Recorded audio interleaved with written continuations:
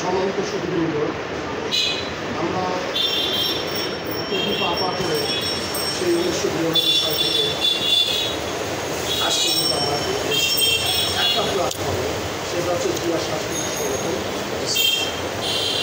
তো আজকে এখানে উপস্থিত আজকে সভা সভাপতি এবং আদার্স নেতৃবৃন্দ যারা আছে, আমার জেলার পারেনি, তারা হচ্ছে আমাদের যে রায় ভাই আছেন, উনি আমাদের বগুড়া জেলার স্বাস্থ্য বিষয়ক সম্পাদক এবং আমাদের কেন্দ্র কমিটির কিন্তু উনি স্বাস্থ্য বিষয়ক সম্পাদক।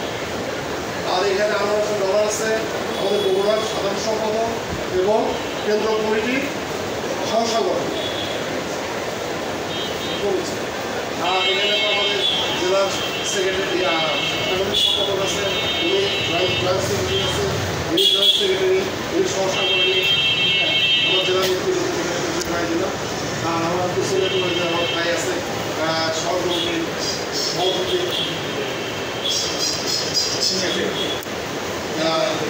জয়েন্ট সেক্রেটারি, সাংগঠনিক সম্পাদক, সদস্য। যাই হোক, আমি আপনাকে একটু বলতে চাই জিসাস সম্বন্ধে। আসলে আমরা তো আমারও কথা না, আমি নিজে জিসাসে 92 সালে সংগঠন হলো, আমি 2001 সালে আমি জিসাসে জয়েন করি। সেই লাফিয়াপা এবং জাহাঙ্গীর ইসলাম সদাগরের হাত ধরে। তো আজ থেকে এই হাঁটি পাপা করে প্রায় 25 বছর ধীরে ধীরে আমি প্রথমে সহজ সহসভাপতি হিসাবে আমি দায়িত্ব গ্রহণ করছিলাম, তারপরে জেলার সিনিয়র সহসভাপতি ছিলাম, তারপরে অনেক ঘটনা আছে।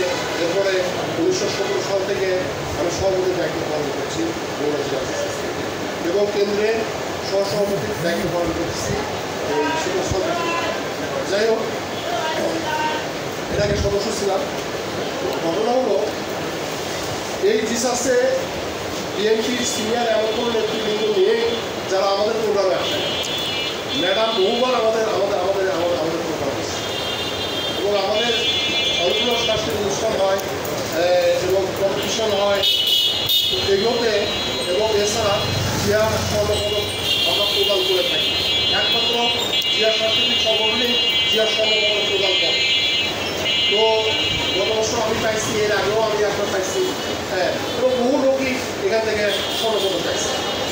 যাই হোক, আমাদের অনেকেই এটা নিয়ে বিরূপ মন্তব্য করে।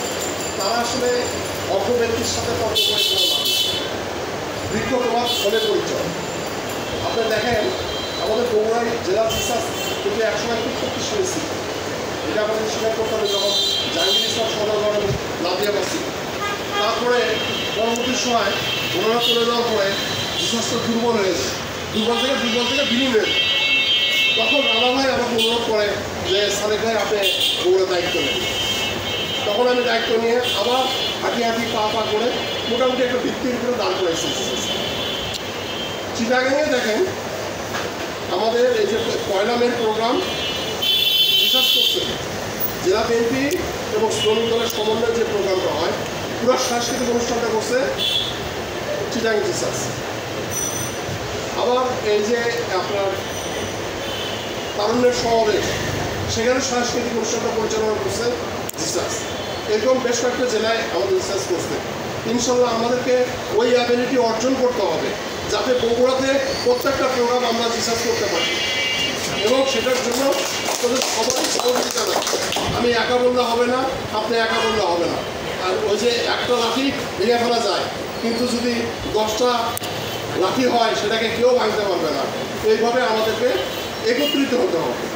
আরেকটা কথা হলো, ওই 100 কর্মীর চাতে 10 জন কর্মী ভালো, যারা অ্যাক্টিভ। ওই কাগজ কলমে 100 আছে, কাজের বেলা তার 5 জন নাই, ওইটার কোনো দরকার নেই। এরকম আমি অনেক জায়গায়, যেমন এই যে রাজশাহীতে আমার গতকাল প্রশ্নের সাথে কথা হয়েছে, রাজশাহী জেলা কমিটি, সেখানে এরকম 71 সদস্য বিশিষ্ট একটা কমিটি তারা আমাকে অনুমোদন করে নিয়েছিল। নেওয়ার পরে ওখানে দেখলাম যে আমরা প্রোগ্রামে গেছিলাম, যে ডলার গেছিল, ইন্ডিয়া গেছিল, ও গেছিল, বেশ করে আমরা গেছিলাম বগুড়া থেকে, ঢাকা থেকে নেতৃবৃন্দ এসেছিলেন। সেক্রেটারি সাহেব অনুপস্থিত। চিন্তা করবেন, জেলার প্রোগ্রাম হচ্ছে, কেন্দ্রীয় নেতৃবৃন্দ সেখানে যাচ্ছে, সেক্রেটারি সাহেব।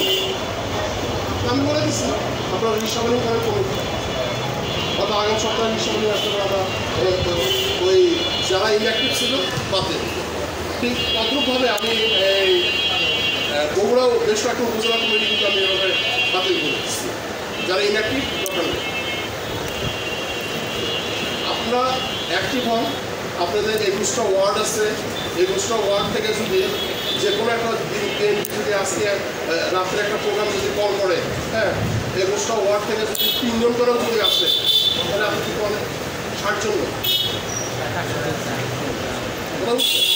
60 জন লোক নিয়ে যদি সভাপতি সাহেব ওখানে যদি দাঁড়ায়, অবশ্যই তার মূল্যায়ন জেলা বিএনপি।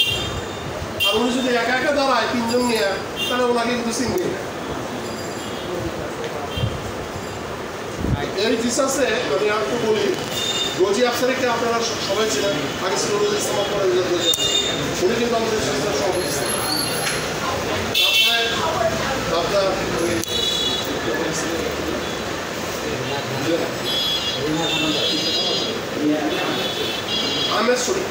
আহমেদ শরীফও কিন্তু গত প্রোগ্রাম আমাদের সঙ্গে ছিল, উনিও কিন্তু আমাদের রিসার্চের সভাপতি ছিলেন একসাথে। না, বিনা খান পুরস্কার সভাপতি ছিলেন, এমনি অন্য ভূমিকা। এই বিনা খান উনিও কিন্তু আমাদের প্রচুর শিল্পী আছে আমাদের, এবং যারা ফিল্মে, এবং আমাদের এপিসি একটা শাখায় আছে। তো ইনশাল্লাহ আপনাদের সুযোগ সুবিধা হবে, আপনারা ঢাকায় গেলে তাদের সাথে পরিচয় হতে পারবেন, দেখতে পারবেন। আমাদের গায়ক, নায়ক, নায়িকারাও ইনশাল্লাহ হন আমাদের কেন্দ্রে। তো আমাদের সবচেয়ে বড় জিনিসটা কি, আমাদেরকে অ্যাক্টিভ হতে হবে। এই আর সময় মেনটেন করে যে কোনো প্রোগ্রাম হবে, সেই প্রোগ্রামে আমরা পার্টিসিপেট করব, হ্যাঁ। এবং বিএনপির যে প্রোগ্রামগুলো থাকবে, সেই প্রোগ্রামগুলো আমরা দলবদ্ধভাবে অংশগ্রহণ করব। আর আমাদের যেহেতু এটা সাংস্কৃতিক সংগঠন, আমাদের একটু যারা সাংস্কৃতিক গোনা আছে, সাংস্কৃতিক সাথে যারা সম্পৃক্ত আছে, তাদেরকে আমাদের এই কমিটিতে অন্তর্ভুক্ত করতে হবে এবং আমাদের সাংস্কৃতিক অনুষ্ঠান করতে হবে। আমরা প্রোগ্রাম করতে চাইছিলাম, এখন অতিরিক্ত গরম করার জন্য আমি সংস্কৃতিকে বগুড়ায় ডাকার জন্য, কারণ তারা তো সবাই ভিভিআইপি পার্সন। আমি যারা আসবে ঢাকা থেকে, তারা সবাই ভিআইপি পার্সন। ওদের তাদেরকে এই গরমের মধ্যে বগুড়ায় নিয়ে এসে কষ্ট আর দিতে যাচ্ছি না। আশা করতেছি একটু ঠান্ডা আবহাওয়া করলেই আমি বগুড়াতে একটা বড় একটা প্রোগ্রাম করবো ইনশাআল্লাহ।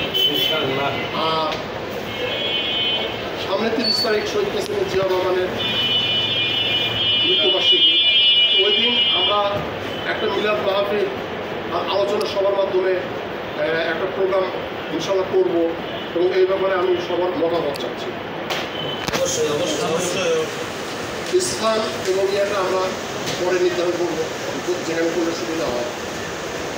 হয়তোবা আমাদের উপজেলা থেকে যারা আমাদের আছে তারাও আসবে। আমাদের সবগুলো উপজেলা কমিটি কমিটি হয় নাই, কিছু উপজেলা এখনও বাকি আছে, কাজ চলতেছে ইনশাআল্লাহ, যেটা হয়ে যাবে।